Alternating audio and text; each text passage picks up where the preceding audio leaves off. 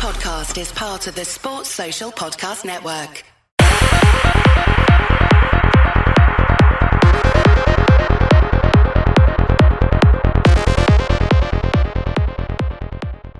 And we are back. You're watching Bit of an Animal, the South African Rugby Union podcast here on the Global Gainlines YouTube channel. No intro this week because we have a lot to get to. Good evening to Jean and Tembinkosi. Evening, guys. Evening. Evening. How's it? All right, gentlemen. Topic number one, South Africa completely ran over Wales at the Principality Stadium, 73 points to nil. A lot of donuts this season. Quick point of order that the reason why this game took place is because the two unions had agreed to have a game against each other in Wales, and they made the agreement in 2018 when Wales were actually ranked higher than South Africa. The game was scheduled to be outside of the test window. But in 2020, understandably, it didn't happen in 2020, and now it's happening in 2025. I always feel like, maybe South Africa just adding extra games to maybe pad our accounts, because we kind of did that with the first game of the season, which wasn't a test game, which was the Barbarians game. But yeah, that's why we had this game, and I'm kind of glad we did. In a sense, there's pros and cons to it. So we didn't know this. I didn't know it personally. I don't know if you guys knew this info last week, and I hope some of the listeners and viewers get some value out of that. But yeah, the value I got out of the game was seeing so many players who I wanted to see either get starts or play a little more for the Springboks, namely Jan Grobler, Morne van der Berg, Kenan Moody, Ethan Hooker. I know Caden Mooney did play quite a bit, but he is quite young. There's Zachary Porthen and Asnabi Klapakanye. But also from a Sharks perspective, it was nice to see Bonke Mbanabi get some game time leading back into the URC. And obviously Ben Jason Dixon from the Stormers. So yeah, the overall enthusiasm for this game has waned somewhat because of what happened at the end. So, but your brief thoughts about the game itself, Sean? Yeah, I think there's some things Wales got really right. Even though a Springbok C team was facing a Wales E team for all intents and purposes. I think the guys on the field got some things right. One of them was they went in for a lot of low, like we call knee cutter tackles, where they simply target the knees, they wrap them up, and there's nothing you can really do to get out of that. And Wales really had good execution on those tackles. There's a thing called the Fijian shrug, and Lucanio was really good with it, where if the guy doesn't bind tight around the legs, you could sort of pull your legs in and hop out of it. But Wales were really good in that they were committed to their tackles and they were good on their technique. But at the end of the day, even if you are, even if you get yourself up to the necessary mental level and everything, you're being outclassed by a national union that is fully committed. Whereas Wales's national union being fully committed at this point is something which can be discussed and analyzed at length. But yeah, I think it was pretty much what everyone expected, and I don't blame anyone for feeling like the game didn't have excitement or anything, and that it was one-way traffic. I won't blame anyone for saying that. I really feel like this match could have been pushed out another 12 or 24 months or 36 months to allow Wales the opportunity to just rebuild a little bit. Personally, I got a lot of fun from the game. You don't necessarily. I said it on the group text. It was either your Rewind group text or our Bit of an Animal group text. So I was like, "Is this what it's like to be a Leinster supporter? You just watch your team completely destroy, or at least Leinster from last season, not Leinster this season. It's all Jacques Nienaber's fault. Remember, Irish fans, all Jacques Nienaber's fault. Point of order, though. The Irish podcast on here on the Global Gainlines did really good numbers last week after the Irish Springbok game, whereas we didn't do that great numbers. And then when we looked at the metrics, 63% of those 3,000 people were South Africans. So I'm very disappointed in all of you. And I'm saying in Afrikaans if I have to, but this is an English podcast. But back to the Welsh game. It's a 74,500 seater stadium, and they got 50,000 people in the stadium. So, in that respect, the people I know who attended both in the stands and the media box, they said they enjoyed it, and I really enjoyed the game up until what happened at the end, and then I was like, "Oh, Eben, that was really unnecessary." And then I realized, oh, this is going to have a massive knock-on effect for me, who has the great misfortune of being a Shark supporter. Temikosi, same question for you. First the game, and then you can go directly into the incident at the end. Yeah. It felt like a practice run. Like it really, you get that type of score, that type of performance when you're normally watching like a tier one versus like a tier two nation, and it just there's like I'm trying to say like there's hard things to say about Wales or hard positive things to say about Wales. Even though yeah they played their game really well, but at the end of that score, it kind of feels like really did you do enough? But I think I might agree with some of you guys when I was also glad to see your Groblas, your Steenkamp. It was nice to see them kind of get game time. Even your Ben Jensen Dixon, I felt like you could have gotten more, but it's okay. It was nice to see them, but overall it was just it was just one way traffic. And for the incident at the end, that was just stupid. I understand it's a physical game. We need to shove each other and we need to exert our physical dominance on and off the field. Like you just need to persuade them with your physicality. I thought that was where he was going, but how it ended up, definitely a red card. Yeah, such a great season. Yes, we lost to New Zealand in New Zealand. We lost to Australia at Ellis Park, but we had so many positives. It doesn't spoil the whole season, but it just that's not the way you want to end things, as it were. Jean, you've had a chance to look at the report from the sighting as well. So your thoughts on the incident itself and what's come out of it these last few days. Yeah, so let me first go with my thoughts, Mhm. and because my thoughts are my feelings and my emotions, and I'm gonna put that first, and then I'll go to the facts laid out by the judicial because those are two different things, and I just want to separate them. I feel that what Eben did, and it wouldn't surprise me, um, and I'll elaborate that on that in a second, but it wouldn't surprise me if he feels the same way, was wrong, right? So we know that while rugby is an intensely physical sport and it is akin to physical combat, there's certain things we don't do. We don't roll onto players' knees. We don't gouge the eyes. We don't grab any gender organs or pull hair or anything like that, because those are things that are very difficult to defend against, number one. And number two, you're grabbing something or you're targeting a player in their weakest area. It's not like you're competing in the air where a player is strong, or you're competing on the ruck or competing in the scrum where it's a level contest. So I really do think that I didn't for a second think that the red card was wrong. Um, that being said, I do feel that the unfortunately, because of what Eben did, the fact that the scuffle was started by, and I'm speaking here without having gone back to that moment in the game, was started about something else, gets ignored because one person overreacted. And that's the nature of life, right?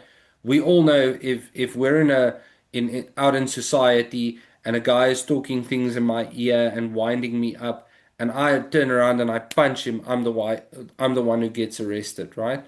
And that's sort of the same on the rugby field. It's the same standard in life. So, you need to watch yourself in terms of how you react. But that being my feelings, to look at what the report says, Eben did actually admit that he made contact with the player's eye.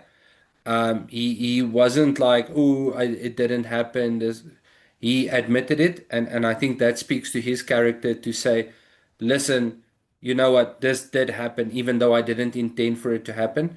According to his statement and testimony, his hand started on the player's shoulder, slid up into the face, and he acknowledges there, according to what we have here from the disciplinary committee, is even in the match, when he went off the field, he said that I have made contact with the player's eye. Like, he didn't hide that fact, right? Now, there was a request by his advocate to clarify which of the three different eye gouge charges he was being charged with. Because there's intentional, there's reckless, and I believe there's a third one as well. So they were asking, the lawyer's point of contention was not whether or not he did it, it's that I can't advise Eben on the correct form of defense because I don't know the correct charge.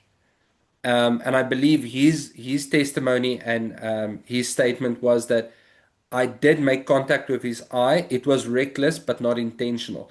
How the disciplinary committee saw it in the end was that they saw it as intentional, but not severe or reckless because there was no injury to the player's eye. He was able to continue playing at the end of the day. And I know they had the in post match on the field. There was some words exchanged, something about see you next Tuesday or along those lines. I don't want to say it yet because just now producer Lee pops into my mailbox with an email about values. But even here in the disciplinary committee hearing, you can see that Mann acknowledges that Eben did come to him at the post-match function and did apologize again for making contact with his eye. So I think all in all, while a lot of people will feel that more was justified, and there's people who will feel that less is justified, at the end of the day, are we unhappy with Eben, or are we unhappy with the inconsistencies in the disciplinary process where we see other players taking intentional actions and getting away with less? And now we see a player doing something reckless but not intentionally getting punished for more. And I think that is something where we might have to speak to, we as the rugby loving community might need to speak to World Rugby and say, can we get more consistency? I think it's a lot to unpack here because I've been watching Eben Etzebeth since he broke through at the Stormers. I remember actually going to a family function and speaking to my cousins, and they were saying like, "Hey, did you see this Etzebeth guy?" And I was like, "Yeah, he's playing really well." And I don't even support the Stormers, and he was a bit of a hothead. I thought that at this stage of his life, in terms of his age and in terms of like his maturity, I mean, I believe he's got the most, or I think it's the most cap Springbok, or up there with the most, Yes. of that type of thing, and I thought that he had put this behind him. In the rugby, there's a principle that even me, who only like played at primary school level, is there's an understanding that if you retaliate, you're probably going to be the one that gets punished because the ref can't see everything, and even with the TMO and other stuff. So that having been said, obviously very disappointed in him, and then it dawned on me like the Sharks are trying to salvage their season. We have a slim chance of getting into the URC playoffs. I mean, the 6 games now, we've only won one, we drew one, we lost four. We needed Eben Etzebeth back because this starts a block of 10 games that we're going to review one game this leading up to the Six Nations. So at least the Sharks have something to fight for. And the reality is he's actually our best lock. As the reason why he's actually our best lock is because he's very explosive for a guy that big. Mervyn Orie is actually younger than Eben Etzebeth, but he's not the same type of player. He's not the same quality. All respect to Mervyn Orie, he's a high quality player, but Eben Etzebeth is on another level. And then we see what that. Okay, Eben Etzebeth, I don't actually mind him getting 12 weeks. I don't think it should be more or less. I'm completely okay with it. Yes, it's going to mean, that's like my opinion. Yes, it's going to mean it's going to go all the way into the Six Nations, and we'll probably, as a Sharks franchise, only be able to select Eben Etzebeth after the Six Nations. And generally, the Springboks get some sort of time off for the Six Nations. But okay, Eben gets 12. He deserves it. Alex Mann gets nothing. There's like video of him scraping the face. Like if Alex Mann got 2, I'd be okay with it. All right. Similar to Jan Hendrik Wessels gets 10 and then 9 and then 8. I think it's at 8 now for what Josh Murphy says, hand on heart. Um, but there's no video evidence to it. But Josh Murphy gets nothing for like punching him in the face. At the very least, I wanted Josh Murphy to get, yes, a red card in the game, but also, hey, you just got up and punched somebody in the face. You could have just told the ref what happened. Um, you get two weeks suspension as well. Something that would have made me feel better. I thought Jan-Hendrik Wessel's suspension was very long for something there's no video evidence. I think that Ebens' suspension is completely fine for something that there is very clear video evidence. And then also there's the aspect of like at a certain stage but of course we've all lost our temper at certain times of our lives. But at a certain stage when you're this experienced as a rugby player, like I would have thought you'd remember to like say, oh, you got me, but let me not just mess this up for myself. So, and obviously there's a lot of like speculation now of like, is Eben just, because this is not going to affect Eben's caps in terms of getting Springbok caps at all, because the Springboks are only playing in 8 months' time. They're completely fine. So the franchise, people are saying, oh, from the Sharks franchise and the Sharks rugby, it's like, did he just want a holiday? My understanding also is that the Sharks have some sort of financial recourse of saying like, we can't actually use you for a long period of time. So like, we're going to talk about finances now, because Eben was not a poor guy, so it's not going to affect him massively. But yeah, look, when Jan-Erik Wissels got suspended, when Lord got suspended, when Mostert kind of got suspended, everything, the coaches were saying like, you're messing with Jan-Hendrik Wessel's ability to. There was actually a quote in a rugby article saying, because of the suspension, Jan-Hendrik Wessels is going to lose an effective before tax 1.5 million rand. And that's not chump change. So, but with the Eben thing, if you're the Sharks franchise, how are you going to feel about like paying somebody a full salary when you can't use them for only after the Six Nations? Yeah, there's three things, and I want to give Tim and Nkosi the chance to jump in, but there's three things I wanna quickly point out. The disciplinary committee does note that this is the first time that something like this has been evaluated. So comparing this to the Skalkberger eye gouge, they find that there's clear differences where with Skalkberger it's seen as clearly intentional, right? Like it was there with the intent to injure, and obviously the player did suffer damage to his eye in that case. And then the other thing is for all the speak of how much Eben is an enforcer and is considered the modern version of Bucky's Boerta with the cleaned up game and the good discipline. Yeah, and good line-out work as well, because Bucky's didn't have great line-out work. Yeah. Yeah. This is his first red. This is his first red ever. Right? Oh, for like not just the Springboks, but ever. Yeah, Ever. In over 250 matches between club and country, this is his first full red. He's had plenty of yellows, right? Yeah. But he's never had a red. This is his first full red where he's gone off, and it's so understand that when the disciplinary committee mentions good record and good discipline, it's not the same as Owen Farrell's good record and good discipline that gets his reckless shoulder charges. Yeah. Let's call it what it is. Reckless shoulder charges downgraded to late tackles or non-wrapping. It's not because Owen Farrell promised to go to tackle school again. How many times is he getting a PhD in tackle school?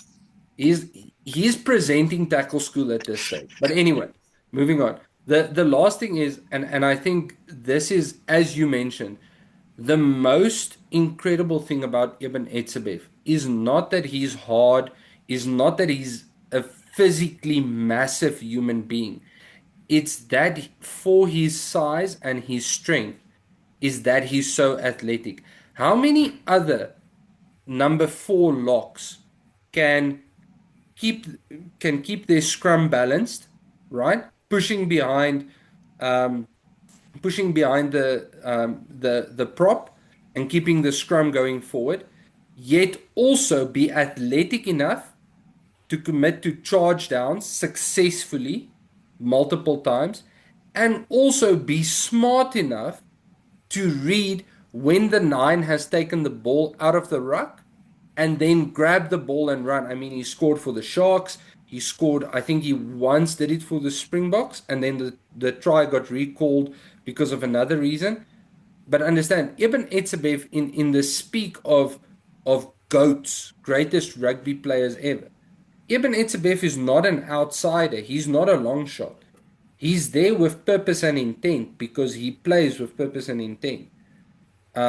So yeah, I think that in essence, every I don't think anyone can be unhappy with the length of the ban. They might, like I said, people will want more, people will want less, depending on Mm. whether you're Welsh, South African, German, Irish, or an Englishman. Um, but at the end of the day, having read the committee's report, you agree with all of it. You agree with what they're saying.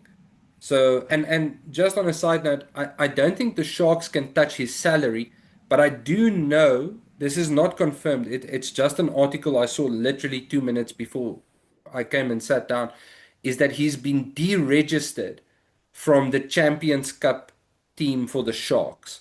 Mm. So if the Sharks should win the Champions Cup, which is in the same category as me getting a date with Ana de Armas or some other Hollywood A-lister. Does your wife watch this podcast? My wife's over there. She knows. Then he won't get any of the prize money, and Yeah. he won't enjoy the benefits of having played in the Champions Cup. So he's fully a URC player Mm. for the rest of the season. Yeah. I think there's a chance, a slim chance, the Sharks might make it to out the group, but it's more likely we'll either uh, finish so low that we don't even make it into the Challenge Cup. But yeah, we'll see. Temikosi, we'll round off with you before we move on to the URC review of the games. Your overall thoughts on like these 15 games that in the Springbok season we've seen, starting with the Barbarians, with all the way to Wales and the Principality. I think in terms of grade, it has to be like, if not close to perfect. I mean, we lost two matches, Australia and New Zealand. At the same time, we kind of also set three records in the same season. So overall, I think it has to be like, I feel like it would have been better if we won Eden Park. I think Eden Park was like kind of like for me, like the decider. Had we won Eden Park, I would have said we had a great season. But otherwise, I feel like it's close to perfect. Yeah, I think the amount of players we've blooded as well, brought into the system, gave a bit more time, that type of thing, and the development of Shash Feinberg and Ngomazulu. Yes, he's a very sort of talented player, but we've also got to keep an eye on him in terms of like how he grows as a human being as well. We don't want to. We've lost a lot of really talented players to like off-field shenanigans and stuff like that. So or even Sabun Kosi, who struggled with depression and stuff like that, but getting famous or like overnight. I was gonna go to the URC review of this URC round six fixtures, but Temikosi, I'll bring the graphic up soon enough. But your thoughts on the World Cup 2027 draw so far? I have to say, like without a doubt, we have a very easy group.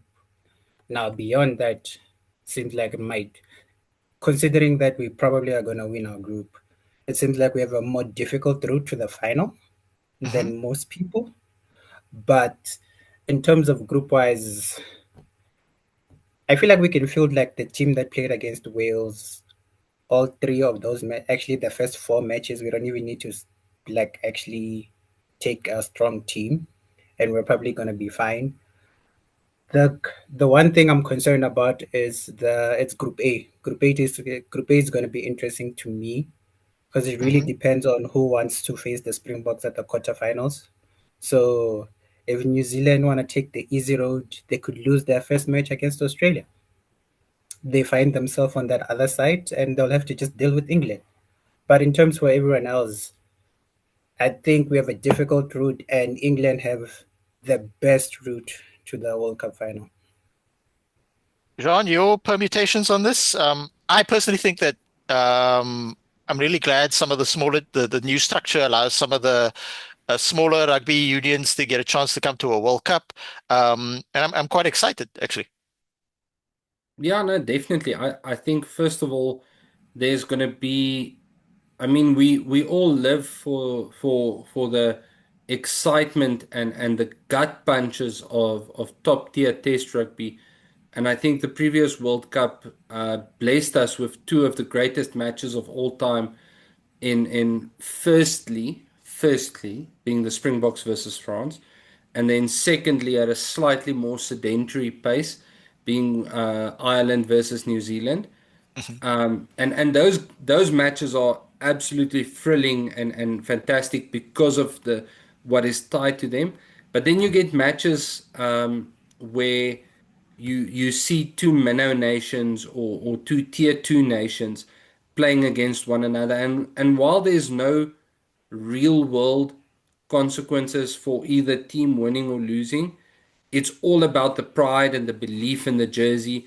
And that just I mean, if that doesn't take you back to your primary school or high school days, putting on your school jersey, going jogging onto the field, getting ready to play, then I don't think rugby speaks to you anymore.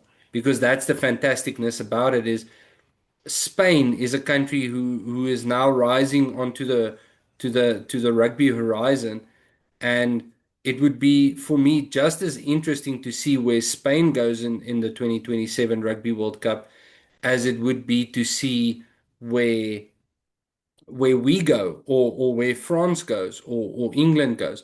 So I think it's a great the way the draw was handled is much more mature. It's much more thought out. I don't think it allows any one of the lower teams an easier path, if you want to call it that. You're still gonna have to beat some pretty big names. But yeah, we're going to see definitely more of the smaller teams come to the table, and one team I am very excited for is Zimbabwe, who have knocked out Namibia. Namibia will not be playing in a Rugby World Cup for the first time since 1995. That is 30 years that they've been playing in Rugby World Cups.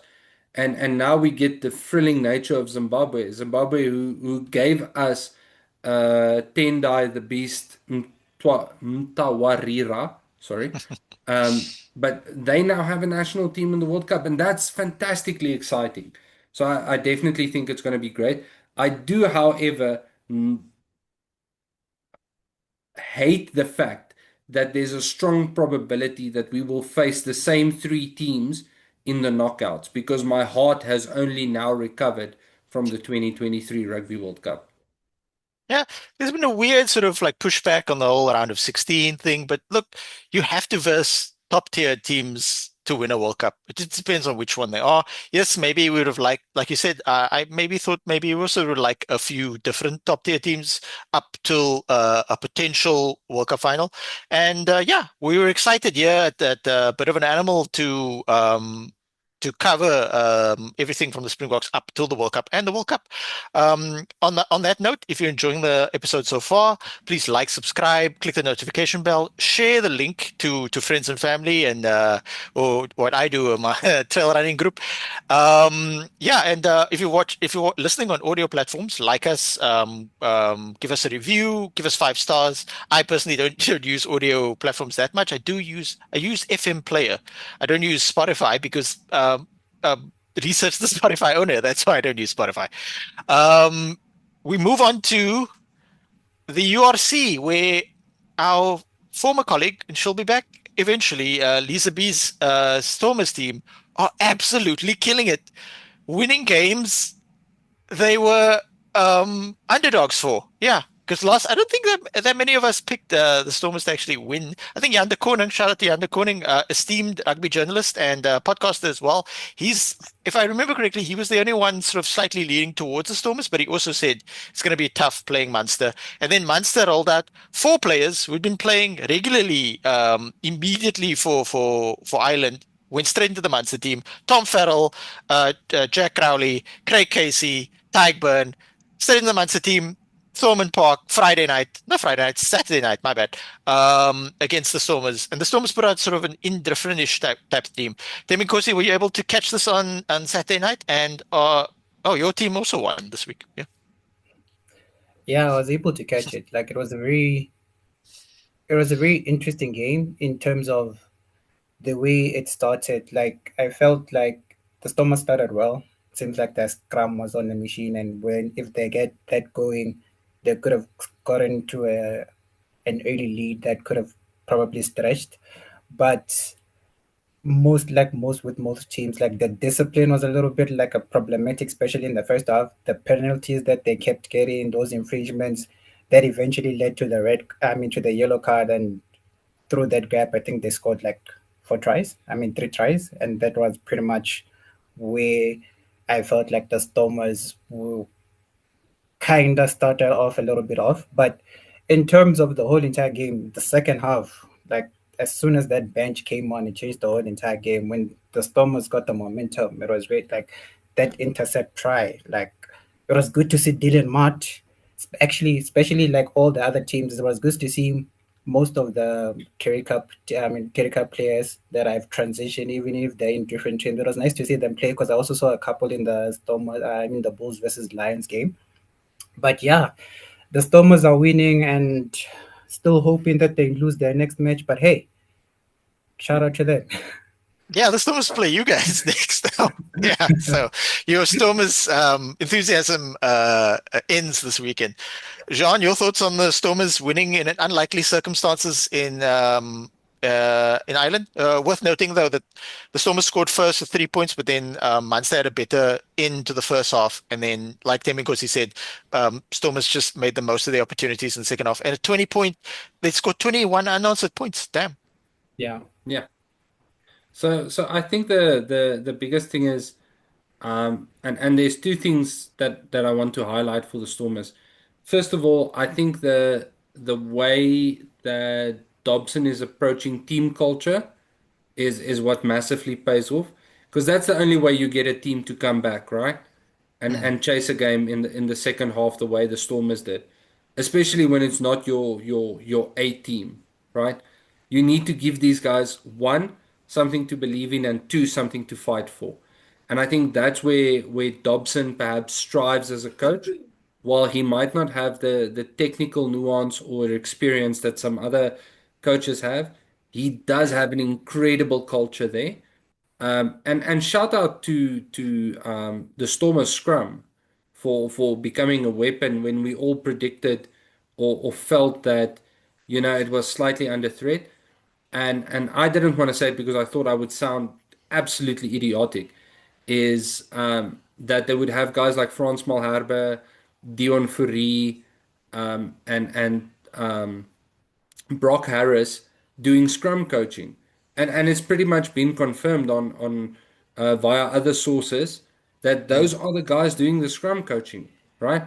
The recently retired or the close to retirement and injured players are doing the scrum coaching, and that's why we see their scrum becoming such a weapon with young, inexperienced props is because they've got the experienced guys showing them the dark arts, but incredible self-belief and a guy to keep your eye on maybe is Yuri Matia. Like as far as a game running 10 goes, I think there's someone to keep your eye on for the future. Yeah, if we look at their front row depth, Ali Vermaak, veteran, 39 now, was on the cusp of maybe getting a Springbok cap here and there, but unfortunately COVID hit. I mean, Frans Malherbe is injured for quite some time, but as you say, him and he's just out for a year, and then Brock Harris is full on retired. Henkes van Wyk, he didn't get much time. Leon Lyons from Griquas, he's constantly back at the Stormers. He's basically like always at the Stormers for URC and EPCR games. Getting for share, putting in good shift. Nchunu recently left the Sharks and signed up with the Stormers. He'll be playing this week in the Champions Cup. Oli Kebble, good scrummager, good around the park when he left South Africa for Scotland. got a bit exposed a little in Scotland for scrummaging, and they had one season in France. I don't know how he did there, but was pretty solid this weekend. Oliver Reed, very young player, back in the under 20 team, and as already he's got URC experience. Sandy Sande, unheralded, 27 years old, excellent player. Same with Vernon Matongo, 23 years old, lot of ability there. Maybe not like high profile, but like Zach Porthen, 2021, already playing for the Springboks, and obviously Rassie Erasmus has indicated the reason why Porthen was shifted in is not just because of his physical stature. There's a lot of people just as big as him, but similar to Mchunu, because the under 21 and under 20 system, baby box system, is so closely linked to the senior team, they were very confident in bringing Porthen through because he knew the structures. And so, like we spoke in length on this podcast, so like, wow, a 21-year-old tight end props getting test experience, but like I really trust this trick stuff not to lose people too soon. So, Brock Harris and Spicy Plum, Stephen Kitsoff to injury, to full on retire because of injury. Well, in Kitsoff's case, injury. Brock Harris just normal retirement. He didn't have a major injury, would hurt him in somewhat, but they are proving me wrong. Their hookers, by the way, and I mentioned this in the URC Rewind. Andre Hugo Fenter plays well, JJ Kotze plays well, and Lucanio Vukozela, he's playing this weekend. They play really well. They're all 24, 25, and 23. That's fantastic age thing. And then they've still got veteran, one of my all-time favorite players, Skara Ntobeni, or Suyabonga Ntobeni. It's his actual first name. Still in the mix. I for sure thought Skara was gonna retire end of last season. So yeah, like I said on the URC Rewind, poor start. Well, they scored the first 3 points and then they got run over by Munster, and it looked like I almost literally stopped watching in the first half because I thought, oh, this is just one-way traffic. Stuck around and glad I did. I'm sure Lisa B really enjoyed this with like a glass of wine or something in Stellenbosch. And then they brought on they chose a 6-2 split, which can hurt you at times. If, say, some of your backline players get hurt getting tackled or twisting an ankle or something. But it worked out for them. And yeah, like I said on the Rewind, that two lock combo, having two locks on the bench, and Dobson said this in the after game report, having two locks on the bench helped show up the lineup, because the lineup was acting a bit weird towards the end of the first half, and it was misfiring, shall I say, and it helped in terms of like powering that injury room with the scrum. And then they really maximized. It's not like they ran away with the game in the second half, but they maximized their opportunities. And towards the end, there was a restart, and Sunday did knock the ball on, and so the Munster actually got a scrum in the Stormers half, and the Munster were only down by 6. So if they scored a converted try, they would have won the game. But the Stormers picked themselves up. No one turned on each other like football players like to do, and they got the game done. So six wins out of 6 for the Stormers. From a perspective of a Shark supporter who happens to live in the city of Cape Town municipality, it looks like I'm going to be able to go watch a URC knockout game. So, but early days, we're only 6 games in, so that's a third of the regular season. We move on swiftly to the game of the week, where Timmy Corsi made the short trip up to Pretoria and yeah, proved us all wrong from last week. Timmy Corsi, over to you. It was nice to finally get a win in Loftus. Was it like what, 2 years now? But yeah, like I think the Bulls came heavy at us like early. Like we were able to absorb a lot of their pressure. I think the commentator when the match started said it's structure versus instinct, and it was good to see the Lions' instinct coming back, especially in that continuous pick and goes. If I always finding a person, like that's why we fell in love with the Lions. That's that type of play. So it was good to see that. But defensively, we still need work. But I really can't complain. Like we won the match, we put on a good score. Uh, I think those late tries make the game a little bit more respectable. But yeah, we had like the momentum and we were dominating like most of it. I kind of felt like actually I have no complaints, and none of that I'm thinking about. I have no complaints. It was good to see who's this Peku was actually everywhere. I saw him winning jackals. That was interesting for him from his gameplay. Who else? I can't complain. Nico Stain, Chris Smith was actually doing well. And when I think Lombard got in and he was playing center, and him Mm. and Mills were playing some fantastic rugby. Like I saw him do a 50-22 from the I can't complain. Like really, it was a good game. It was a really, really good game. Really hope they take this momentum going forward. There's like 3 games now in a row. But my problem is that all 3 games were in South Africa. So can we take this form to the north and start showing them the same thing that because it seems like we have a different game plan when we are up north and when we are at home. Maybe it's the altitude, maybe it's the sun. We like to run better with the sun. But yeah, have no complaints. It was a good game.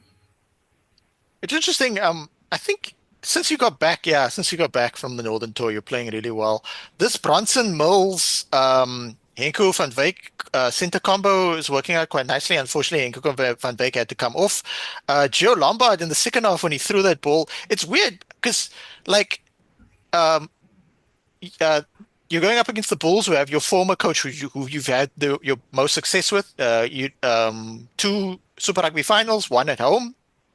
Um, and Ackerman is thought, even though he was a lock when he was playing, he's very much an attacking coach. But Cash van Rooyen, I mean, his coaching style is also kind of backline orientated. Both teams, again, maybe not that tight on defense, but the Lions just proved us so wrong. I mean, Nico Steyn, I've seen so much criticism, Nico Steyn. Um, and then I know the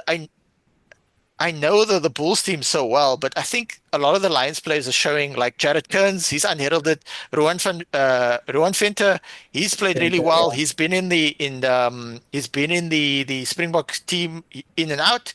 The blindside flank. Corn Horns played really well for the Springboks. Hasn't really gotten a look in this season that much. Um, yeah, and like you said, Kilimpeku in the first half he was really well. In the second half he really came alive. Um, Currie Cup winning prop Eddie Davids from Griquas. He came off the bench, did a solid shift, came on at the 59th minute.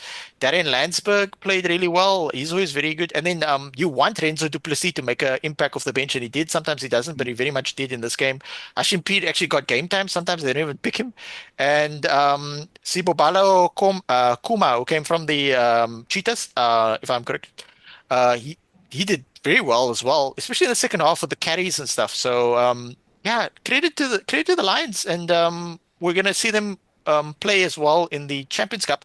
I know, I know. Young Adam from the URC Rewind said he wants to see the Lions sort of target maybe the Champions Cup, but I could see the Lions get into the URC playoffs. I hope they do. I think it would be the first time.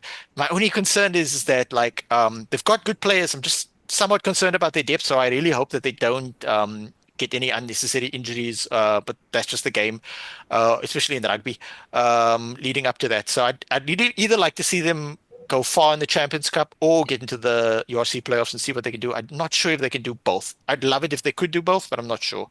Um, Jean, you were very much favorites in this game, but sort of a disjointed team. Still a lot of talent there.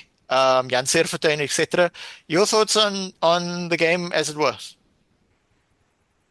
Yeah, I think if you look at that game, and that's certainly the feeling I'm walking away with, is one of a team in transition. Mhm. It sort of reminds me of when the Springboks were winning matches or losing matches they should have won in 2021, and in 2019, I suppose you could say, or 2022. And Indeed. people would say, "Oh, but the Springboks only won with a score, or they only lost with a score." And yet, when you look at the stats, there's a lot of domination, and this is a similar situation. And I think the key difference between the two teams is the Lions have an established identity and culture, whereas that's not the case for the Bulls right now. The Bulls are a team in transition under a new coach, so there's lots of little things that are keeping the big engine from running the way it's supposed to. And we deserve the favorite stag, and we probably deserve the backlash that we're getting from our fans. Although I think the majority of Bulls fans will be mature enough to understand that we're under a new coach and that brings with it new things and new challenges. And it's going to take about a season to a season and a half for that to bed in. But I mean, if you take a look at some of the things, we didn't lose any scrums despite our primary front row being on Springbok duty. We didn't lose any of our own scrums. Um, we had better line out success than the Lions. Um, we um, we had more meters made, we had more territory, we had a tackle success. We were a bit lower, we had more missed tackles, but that could be indicative of a defense focusing on space rather than actual physical contact. We had more defenders beaten. So while the loss stings, it stings, and rightfully so. I still think the Bulls are on the right track and that we're a team in transition. And these are tough pills to swallow. I mean, not in any sort of rude or offensive way. The Lions are Joburg and we're Pretoria, and we know where we come from, and they know where they come from, and this is history. I mean, for all the talk of rugby's greatest rivalry, this could be South Africa's oldest rivalry or deepest rivalry. Is the Bulls and the Lions, the two teams in one province going head to head. And congrats to the Lions for taking their opportunities and putting us to the sword. But I don't think come next season it's going to be that easy. It's an interesting squad that the Bulls put out. There's quality on it. I think Chisholm Joster made a great impact coming on at half time. Simon Khans came on at 19 minutes. He played quite well. It's good to see Ulrich Lowe in the broader Springbok contention back in the mix. We need him at depth. He can play really well at blindside. I prefer him at the 8, but yeah. Alex Lowe can even play lock if you really need to be. He's not really a jumping lock. It's got a shorter guy. Kobus Wiese, young Springbok, younger brother of Jasper, covering lock, and he came on, made a good fist of it. Morne Smith on the bench, Steve Tole, somewhat of a veteran. Young Juan Ellis at hooker. Valera Roux was playing. Sebastian de Klerk got his customary try for the game. Stervino Jacobs started. Jans, a combo of Jan Serfontein, David Kriel in the midfield. So overall, Akker again, Akker van der Merwe, older brother of Duan, the Scottish van der Merwe. Yeah, solid From team. the from the famous Highland clan of Van der Merwes. um, I rate Reinhard Ludwig, the Bulls captain for the day. He's a good player. Yeah. Blindside flank. And then Umbros Papier got actually man of the match in a losing effort, so good for him. Keegan Johannes, the team might have lost, but still solid team. So yeah, Bulls are just gonna have to pick themselves up again. Speaking of picking yourself up, the Sharks played Connacht, and I watched the game twice. Once live and on Monday for my sins. Or Can we offer yesterday, you sorry. some support? Yeah. Can we offer Can you you counsel? can you send me some decent players?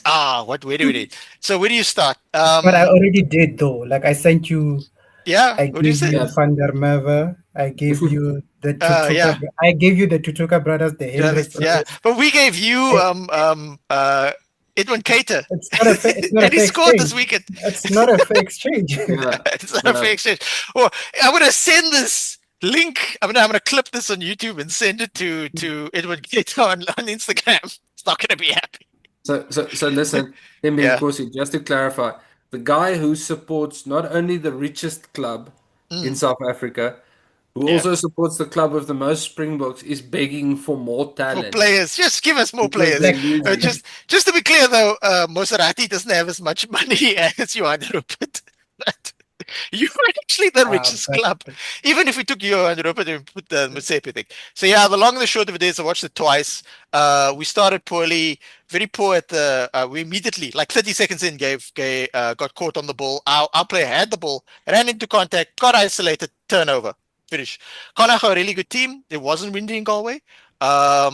kind of was. We had one bad line-out throw from Fizimbata, but then after that, the line-outs actually did get more solid.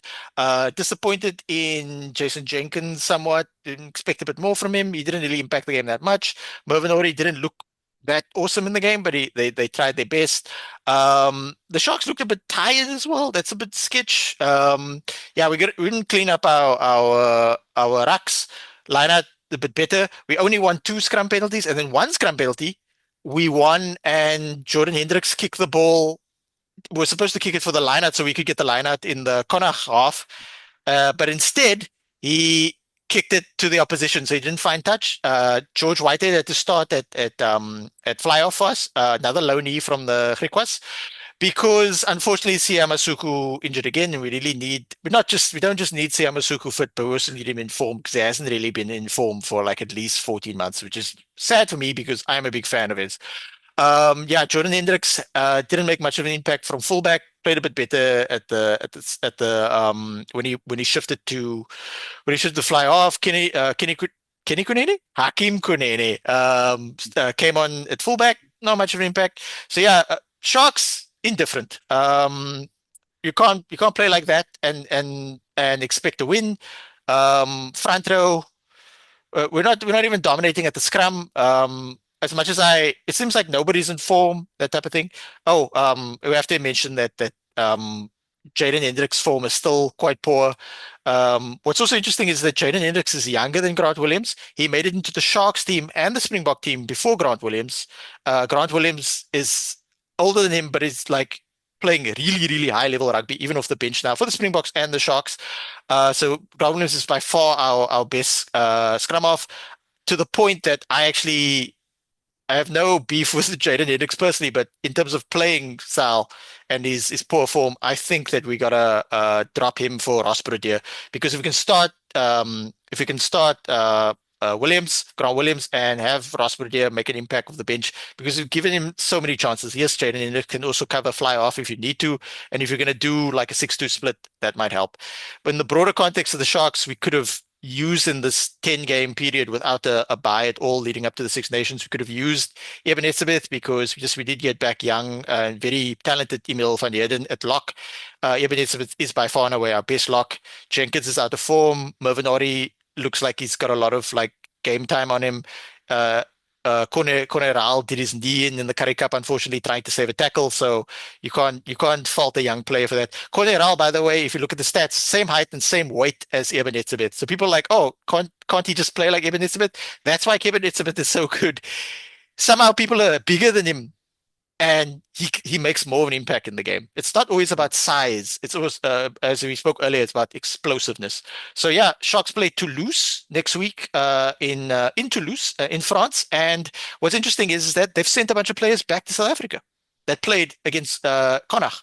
And they've sent about the young guys like Janus Potgieter, like Coetzee Leroux, and very talented wing Piquet Sobatle to France. So it looks like the Sharks, much like the Stormers are the only South African team with the official team out, are maybe targeting the home games in the Champions Cup. Speaking of the Champions Cup, gentlemen, it starts on Friday night. Stormers versus Bayonne. We've got the team. I'll put it up on the screen in a moment, if it's possible. Stormers, heavy rotation. And this is round 1 of the Champions Cup this season. It's the 3rd year that South African teams are going to be involved in it. Demikosi, your thoughts on the Stormers team? Much change against Bayonne in France? Yeah, I was concerned that I didn't see Mattia. I was hoping that Mattia was going to start, because it seems like he is their informed players minus all the Springboks right now. I'm expecting them looking at the other team, I'm expecting a Stormers win. I'm really hoping that they can actually come out and and it would be nice to see Clayton Swart in that 10 jersey moving around the Stormers ever since he came from the Pumas. I've been wondering how they were going to deploy him and how he's going to play. But in terms of that, I don't think it's a much change side though. Now that I'm looking at it, it's basically the same players, only like one, two, or three players just moved around from the bench and they just brought back the Springboks. I was hoping that maybe we were gonna see like a Damien Willemse or maybe like a Sasha, but I understand that they've probably been playing a lot of games. But I think this would have been the type of match that they would be targeting, especially having an unbeaten record. Why lose it when you can kind of maintain it and maintain that fear? Yeah, it's an interesting team because I mean, Haaland played last week. Dylan Mart played Wadisiri Semilani, but they changed the inside center. Zas did play last week. He didn't make a massive impact. Clinton Swart played off the bench last week. Imad Khan was not in the team last week. Rowan Ackerman played off the bench last week. Ben Jason Dixon bludgeoned the Welsh last week. He was playing for the Springboks. Um, Paul de Villiers, man of the match last week. Well done. Connor Evans and Salman Murat unfortunately didn't make much of an impact. They weren't that great in the first half. No offense. Nettling for Share played last week. JJ Kotzer plays off the bench last week. Nchunu was with the Springbok in camp, but he didn't get into the match 23. So he moves straight into the Stormers team. Lucanio Vukozela wasn't in the match 23 last week. Ali Mark wasn't in the match 23. Sunday played off the bench and played quite well. And then the same two locks that played off the bench last week are there again on the bench. It's Andre Smith and JD Schickling. Evan Roos started last week, and David Devenaga played off the bench last week. Jonathan Roche didn't play at all. He wasn't in the match 23 for the Stormers last week. And so the three high profile Springboks for the Stormers are not involved at all, which is somewhat surprising, but also maybe not surprising. Maybe they need a break. That's true of the Sharks as well.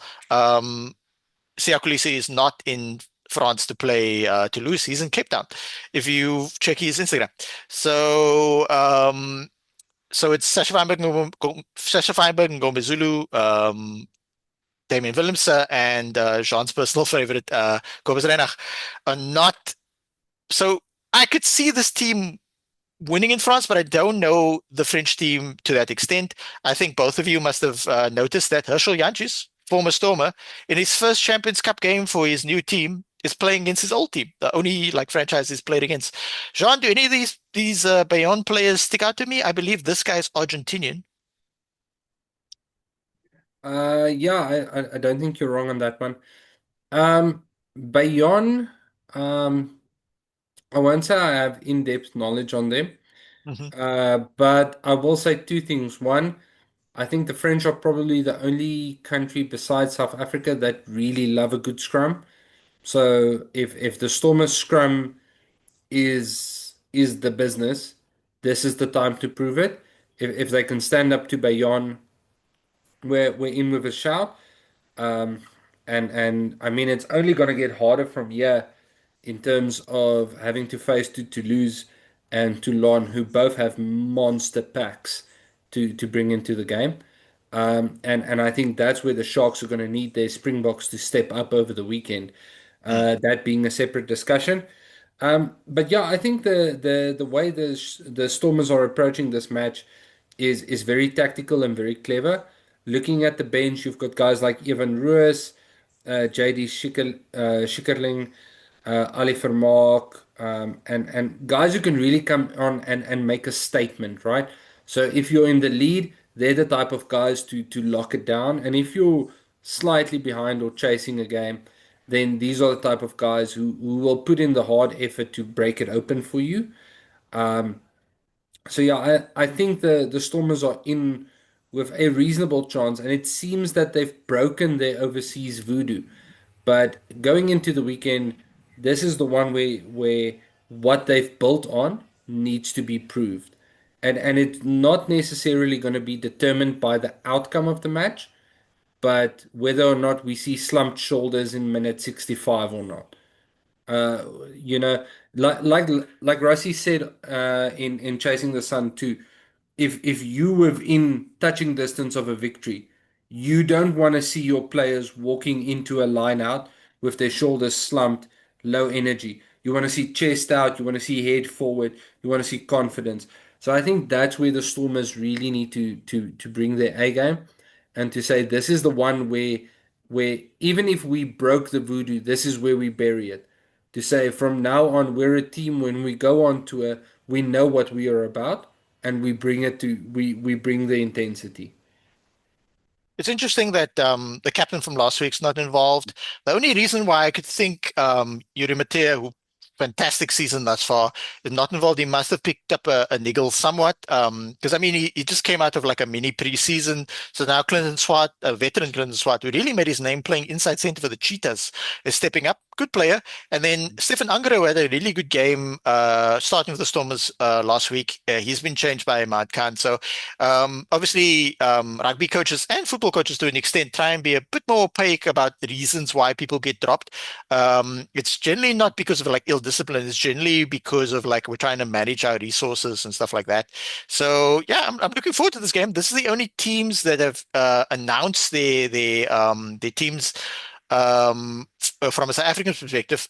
Sale Sharks and Glasgow, they have also announced their teams. But yeah, from a URC perspective, Glasgow seems to be going pretty strong. They're going for it, and then Sail Sharks seems to be running out the second team.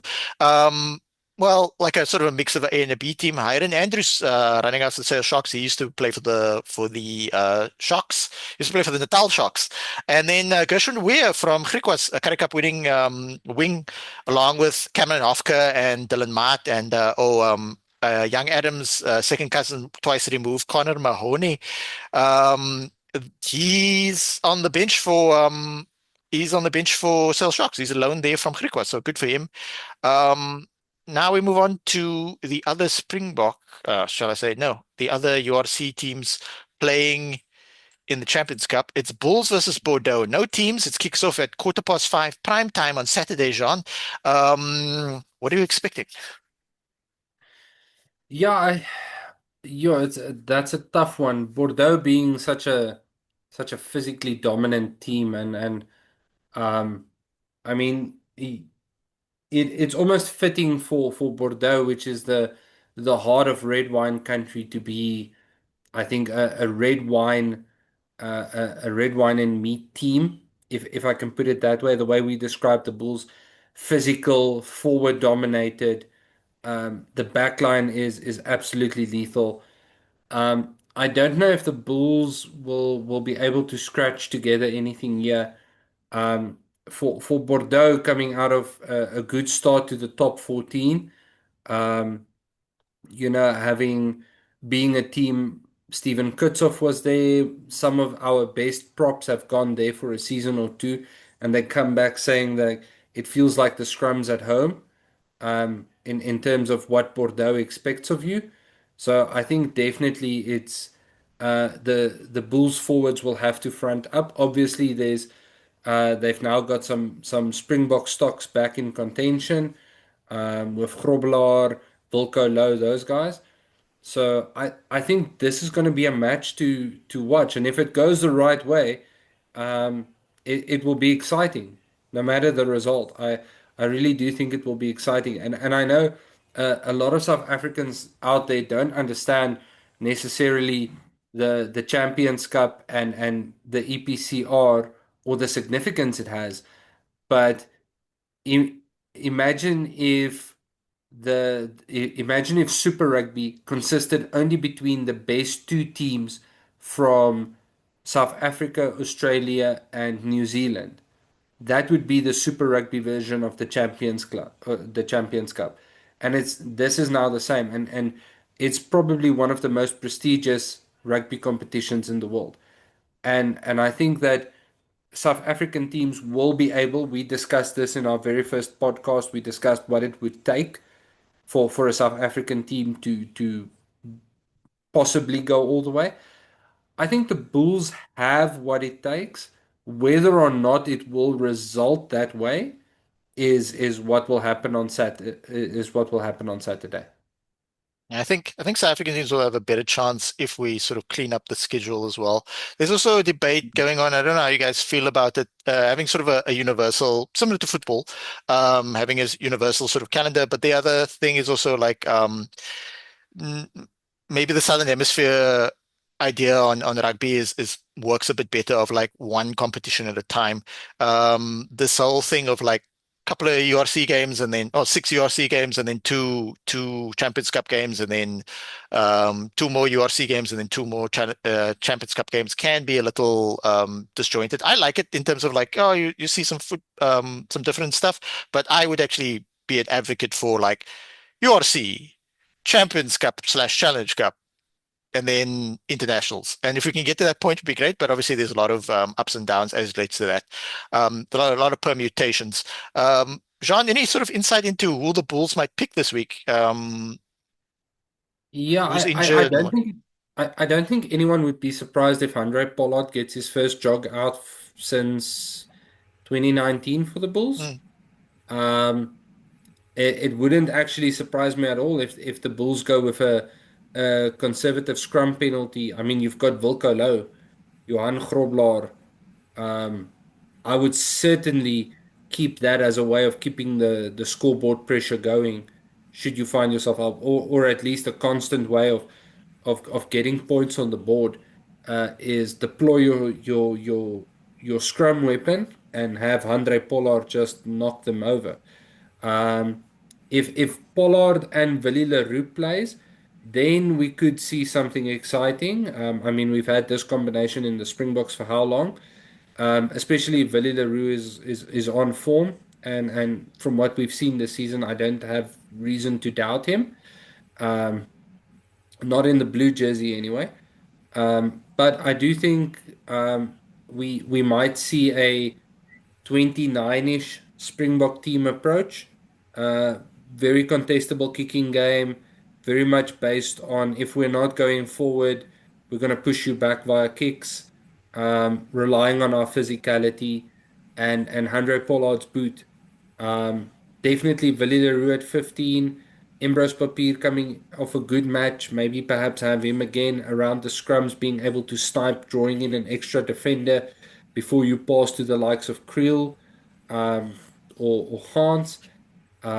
So yeah, I think there's you can argue which way, and we'll have to wait for the team list.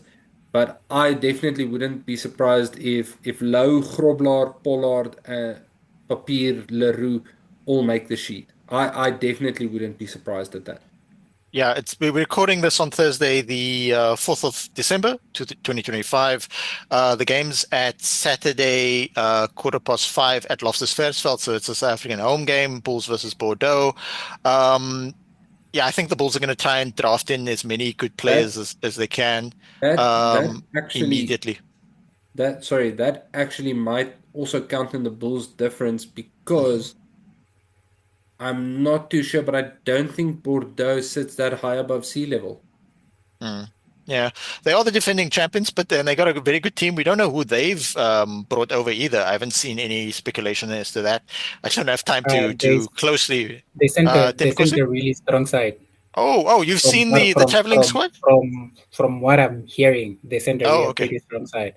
Okay. But my So, understanding, I still feel like the Bulls are the favorites, mm, considering like if they can win up front hmm and shut down your jelly bears and penos, mm. and because I'm pretty sure that if they are coming, Mm. that's the team that's going to play. If and they Louis shut down Bielbiere. or uh, I think that's going to be the problem. That's why I'm not sure Leroux at the back Mm. is the best choice, because that boy is just going to run circles around him. So Yeah. The but other yeah, aspect they should be is favorites. in the first 6 games, they were playing very much attacking rugby with Ackerman, sort of learning the system and the defense. So will be interesting to see. I'll be keeping a keen eye on this game just to see if the Bulls play a slightly more structured game plan, more akin to Jake White. And then the Stormers game is Friday night at 10 o'clock South African time. The Bulls game is 5:15 in the PM prime time. And then the Sharks losing to Toulouse in Toulouse will be on Sunday at 5:15. Insight on the Sharks team, like I said earlier, they've seemingly, I don't know exactly which players they've sent back, but they have drafted in some younger players who were on the injury list, but maybe just on the mend. I'd actually hope to see Jean Smith play fly off ahead of George Whitehead. Just give the kids a chance, that type of thing. Happy to see that PK Sobatle was drafted in. So yeah, we're just going to make the most of it. And then inside info is that they're targeting the Saracens game in Durban the week afterwards as where to get points. And then Temikosi, what's also noteworthy is that I've got a Springbok background and Jean's got a Springbok background because neither of our teams won this week, but Temikosi's team, the Lions, won this past week. And if Lisa B was here, she would have a Stormers background. Temikosi, your Lions team are playing in the Challenge Cup. And they're taking on a URC foe because of the structure of the Challenge Cup. You're more likely to get URC teams in your group stage. You're taking on Benetton. Thoughts going into the game? Kicks off at 3:00 at Ellis Park. In terms of the Challengers Cup, in terms of even the group we're in, I think we have a really favorable draw. I think we have Benetton, we have Zebre, we have another, I think, Red Bull. So in terms of, I'm not sure if can we host playoff games up until like the semifinals now. Yeah, if we have that, I think if we have that, we should have a good campaign since the favorable draw. I don't think we will. Well, it could happen, but I don't think we're going to lose to Benetton at home, especially after how we played this week. But like you mentioned earlier, the Lions really depend on, they're like that one team that only has like a starting lineup. And once someone from that starting lineup goes down, the two replacements that need to move up are just not the same. So if we can keep our players, and I feel like we should do really, really well. And yeah, I think Benetton's going, I want to say an easy win, but you never know these days. I would figure you guys are going to win. You're in good form. The guys in more your B team, they're not untalented, but maybe they just lack a bit of experience and a little seasoning. And in a couple of years' time, they'll be pretty good as well. Yeah, but your first team seems to be clicking, and you got pretty much your first. Oh, you're going to get Asnapi Kabakane back and Krapis, as they call him. I only found out last week that was his nickname, Omone van der Berg. Interesting nickname, but yeah, so that's cool. I mean, Nico State's a good player, so if you shift Nico State, that's interesting. You got three good scrum halves. So yeah, I'm really looking forward to the Challenge Cup, watching the Lions play. And don't worry, Tim, because if you're feeling lonely in the Challenge Cup, the Sharks will be joining you soon. On that note, gentlemen, it's the end of this week's episode. Look forward to seeing everybody next week. If you like the podcast, please like, subscribe, get in the comment section. Tell us how much you like the Stormers. And yeah, until next week, everybody, in Rassie we trust.